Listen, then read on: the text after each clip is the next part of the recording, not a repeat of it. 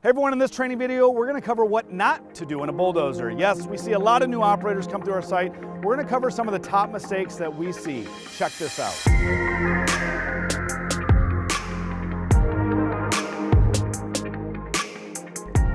Okay everyone, in this video, we're going to cover what not to do for a new bulldozer operator. So again, this is not a how to operate. We've got lots of those videos on our YouTube channel, so check those out. What we're going to do is just kind of cover, I try and boil these down to 5 mistakes that I've seen. Obviously, there's a ton of different things that new operators do. We'll kind of go through the top 5 I see, but I'm really more excited to see the comments below on, if you're an operator, what do you see for new operators? What are some of the top mistakes you see? Now, at our site, first and foremost, pre-op inspection is always the most important. We've already done that on the machine. We do have a separate video on a bulldozer pre-op. And then second, we know our site. We know the site conditions, obviously know wherever you're using your piece of equipment. So we know everything there. We are safe. We are good to go. Again, I'm also not going to go over all the controls. That is a separate video. We have how to operate, goes over every single control. I am just going to kind of go through some of the top 5 mistakes that I see as a new operator. Okay, so I'm just going to get ready here to go. Now, number one, this is probably, and if you've watched our how to operate, the number one mistake I see is new operators going too fast. You really need to learn to slow down as a new operator. Take your time. I kind of call it that seat of the pants feel. And unfortunately, if your machine's going too fast, your brain, you can't catch up. And that's the biggest thing is for a new operator. I know you want to go as fast as you can. You want to show the boss how quickly you can work. But I'm telling you, speed will actually make it worse for you. So sometimes slower is better. So I'm going to back up just a little bit and show you what that might look like. So if I'm just going to try and grade a little bit here, I'm going to go ahead and drop this. I'm going to keep my speed relatively fast. But as I go, I'm sitting there, I'm still doing the normal stuff I would do, and I'm trying to keep an eye on my horizon. But unfortunately, it's just really tough to hold that. My brain just can't, I'm already doing those ups and downs there. My brain just can't keep up with that. So it's very, very key. I'm gonna back up here. This is how bumpy it is.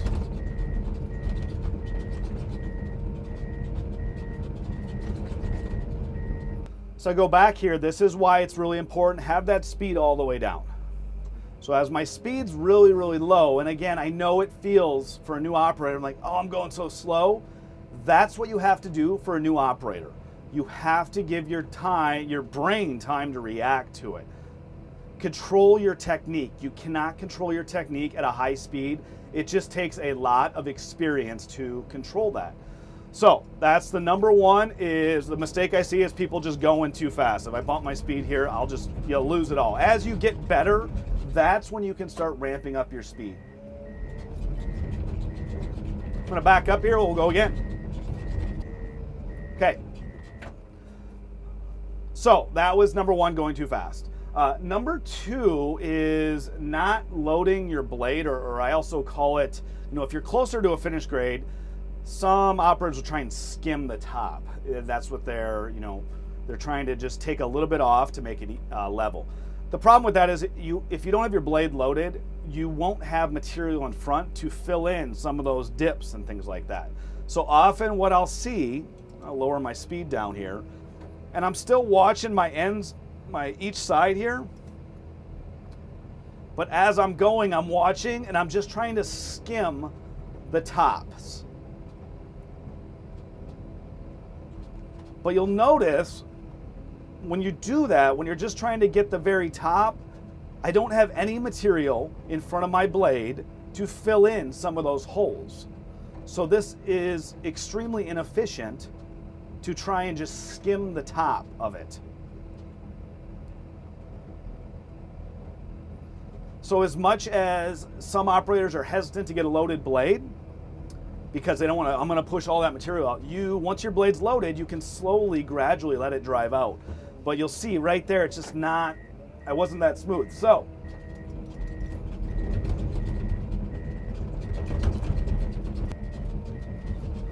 when you load that blade, and when I say load that blade, it doesn't mean you have to have that blade full, all the way over the top. It just means have material in front of it. Now you're always going to do that gradually, so I'm going to lower my speed. I'm just going to sink it in here. And I just want to, and this is where you can look off the sides and you can start seeing material coming off the sides. If I can get it up about an inch or so off of there, I'm going to drive into this little bit of a trench that I've got.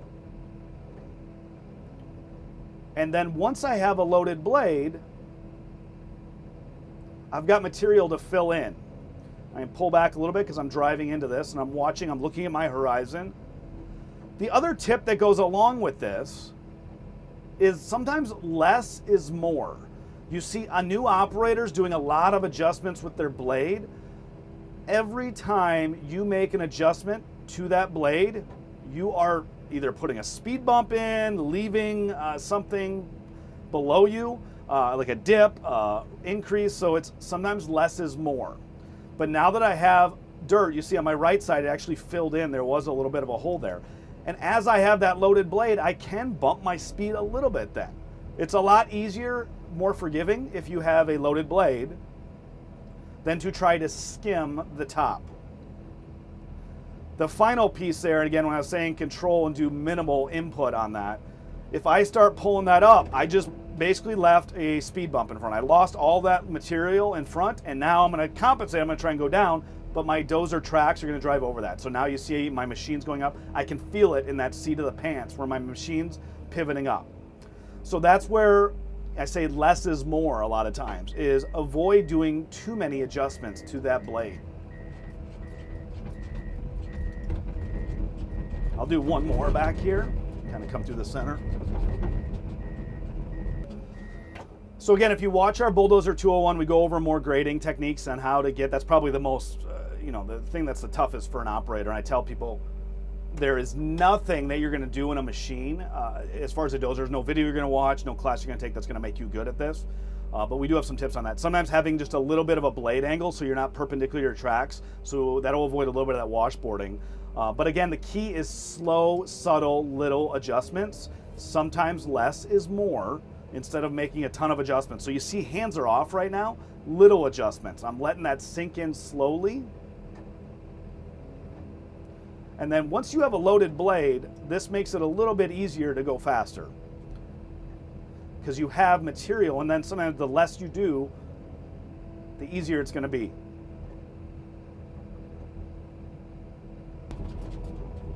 So as you see, once I have a loaded blade and I'm a little bit more experienced, now I'm going a little bit faster and I'm letting it kind of go off on its own, the material. Bring that back.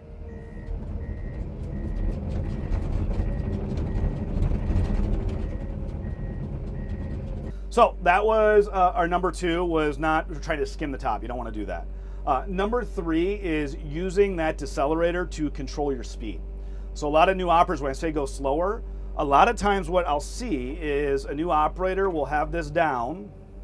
They're going along, and if you see I'm using my right decelerator and I'm going slow like that. You don't want to do that. Why? You need all of that power. When that engine is not running at full RPM, you're not delivering all that power to your tracks. So you need to control your speed with your joystick, with whatever thumb on the Komatsu. We have an up and down button here. That's why I go all the way down, and I can let my foot basically all the way off that pedal. And now I'm controlling my speed with this. My foot's off that pedal, and I've got max power coming to that. The opposite of that, and I can get a loaded blade here to really show power.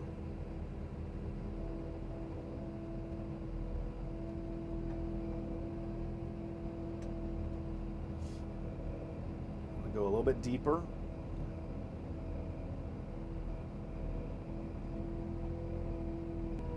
Okay, so it's a good example right here. I've got a fairly loaded blade right now. So if I do this, if I'm basically having my speed up, but I'm trying to push it with this, you'll see I'm not touching my right at all. I'm just doing little blade adjustments here. And I can't get the same, it's reducing the power to the tracks.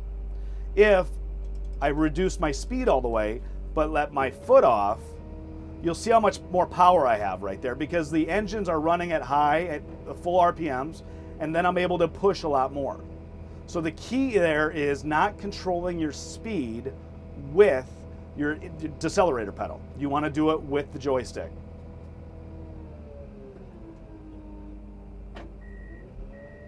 Put back up.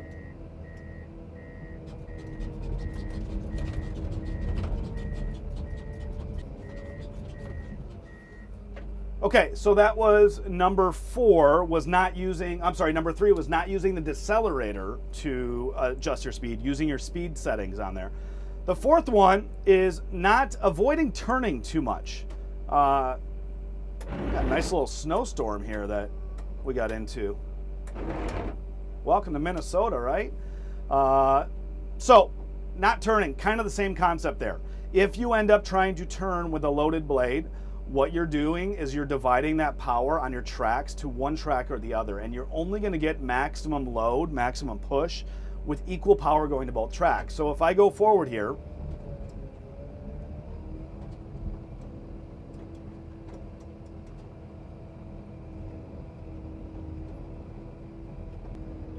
I'm going to load my blade.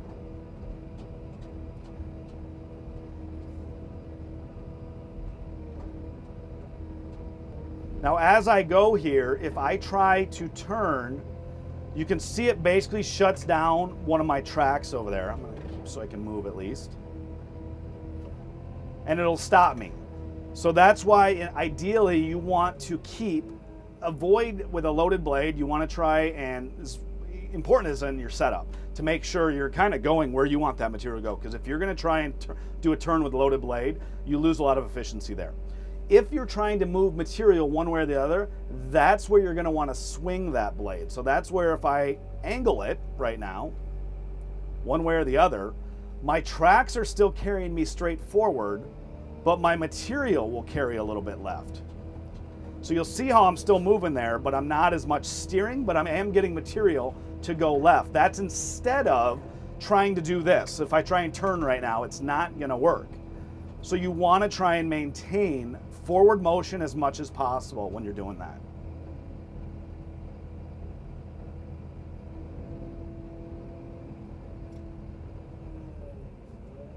Go over this.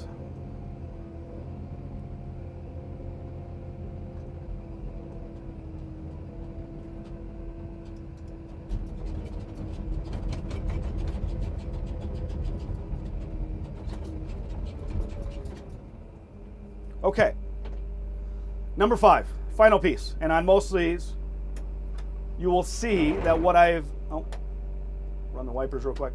On most of our how to not, some of the things are more basic on getting in and out of equipment. So with this one, a lot of times what I've seen is a new operator, they will park, they'll put it in neutral, and they'll leave the blade up in the air. So most piece of equipment has some kind of step, so whether a dozer, excavator, things like that.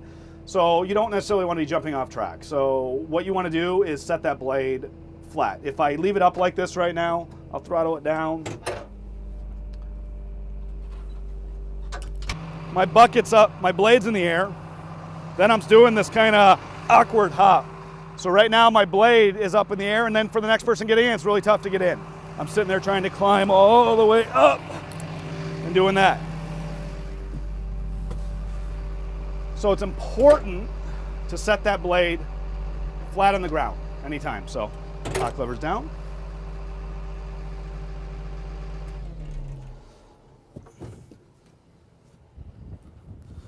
Now I can get to my step right there. Okay, everyone, that's what not to do in a bulldozer. Again, we tried to put the top things we see. I'd love to see in the comments. Please enter if you're a bulldozer operator. Please put what you see for new operators, kind of mistakes they make or things you've learned. Thanks again to the Minnesota weather here with a little bit of snow. Thank you guys for watching this. See you in the next one.